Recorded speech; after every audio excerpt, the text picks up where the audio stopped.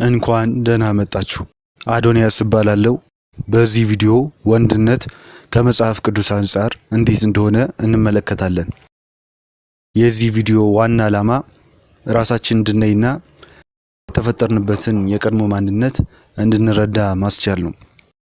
በአሁኑ ጊዜ ብዙ አይነት አስተሳሰቦች አሉ። ነገር ግን ከእግዚአብሔር ቃል አንፃር ወንድ ብሎ የሚጠራውን ማንነት እንመለከታለን።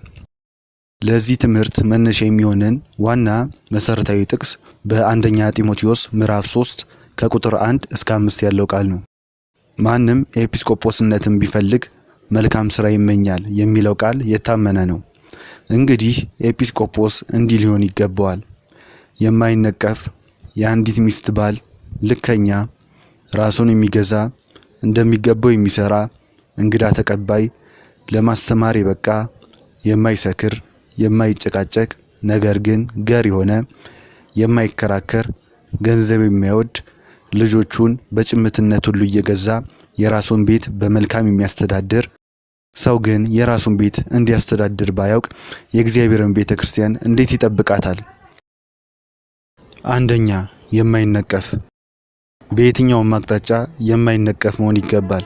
ከታች ወረድ ብለን እንደምናነበው የማይሰክር፣ የማይጨቃጨቅ፣ ነገር ግን ገር የሆነ፣ የማይከራከር፣ ገንዘብ የማይወድ።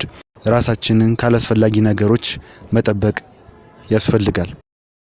በንጽህና ውስጥ ትልቅ ውበት አለ። ሁለተኛ፣ አፍቃሪ፣ የአንዲት ሚስት ባል የሆነ።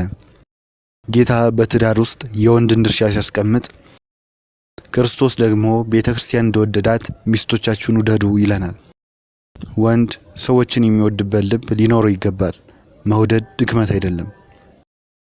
ሶስተኛ፣ ራሱን የሚገዛ። ብዙ ጊዜ የሚስተዋለው ችግር ይሄ ነው። ራሱን መግዛት የሚችል ወንድ በየትኛውም ኃላፊነት ይታመናል። ምሳሌ 16:32 ላይ ትዕግስተኛ ሰው ከኃያል ሰው ይሻላል፣ በመንፈሱ ላይ የሚገዛ ከተማ ከሚወስድ ይበልጣል። ንዴትን መቆጣጠር መቻል፣ ችግሮችን በብልሃት መፍታት፣ ራስን ካላስፈላጊ ባህሪያት መጠበቅ አስፈላጊ ነው። አራተኛ፣ ታታሪ፣ ትጉ። በአንደኛ ጢሞቴዎስ ምዕራፍ 3 ቁጥር 2 ላይ እንደምንመለከተው እንደሚገባው የሚሰራ። ወንድነት በውስጡ ኃላፊነት አለበት። አንድ ወንድ ከስንፍና የራቀና በትጋት የሚሰራ መሆን ይጠበቅበታል። ምሳሌ 12:24 ላይ የትጉ እጅ ግን ትገዛለች፣ የታጋች እጅ ግን ትገብራለች። መጽሐፍ ቅዱስ በሁሉም ነገር እንድንተጋ ያዘናል።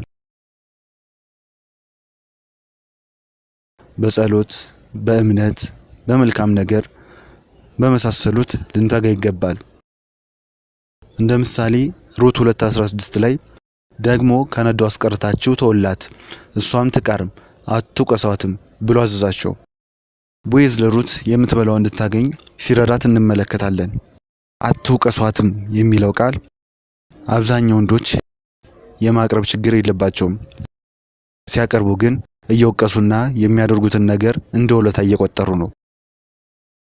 ባል የቤተሰቡ ራስ እንደመሆኑ መጠን ለቤተሰቡ ኃላፊነቱን መውሰድ አለበት። አምስተኛ፣ ትሁት፣ እንግዳ ተቀባይ። ከትምክህት መራቅ ይገባል።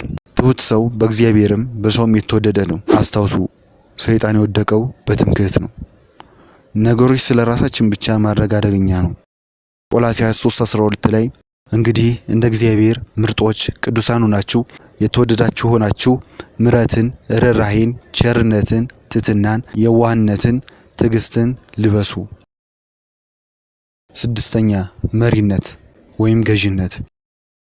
ኤፌሶን 5:23 ላይ ክርስቶስ ደግሞ የቤተ ክርስቲያን ራስ እንደሆነ እርሱም አካሉን የሚያድን እንደሆነ ባል ለሚስቱ ራስ ነውና፣ እናም ቤተሰቡን የመምራት፣ የመጠበቅ፣ የማስተዳደር ኃላፊነት አለበት። ይህን ለማድረግ የሚያግዙን ሁለት ነገሮች አሉ። የመጀመሪያው ጥበብና ማስተዋል። ይህም በምሳሌ 24 ከ3 እስከ 4 ላይ እንደምንመለከተው ቤት በጥበብ ይሰራል፣ በማስተዋልም ይጸናል። በእውቀት ከከበረውና ከአማረው ሀብት ሁሉ ጓዳዎች ይሞላሉ። ስለዚህ ጥበብ፣ እውቀትና ማስተዋል መፈለግ ያስፈልጋል።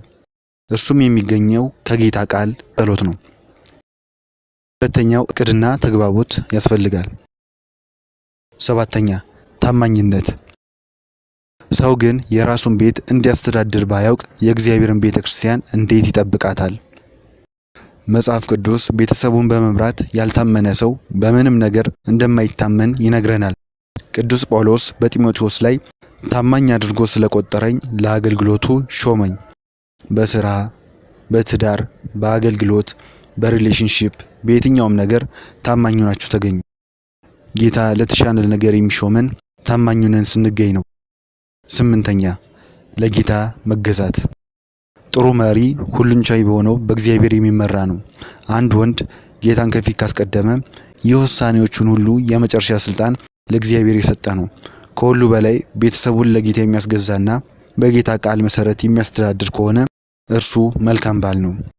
ቤታቸውን በአለቱ ክርስቶስ ላይ መስርቱ፣ ምንም ነገር ቢመጣ አያናውጠውምና። ይህን ቪዲዮ ይጠቅማል ብላችሁ ላሰባችሁለት ሰው ላኩለት። ቻናሉንም ሰብስክራይብ በማድረግ ቤተሰቡ ነው። መልካም ጊዜ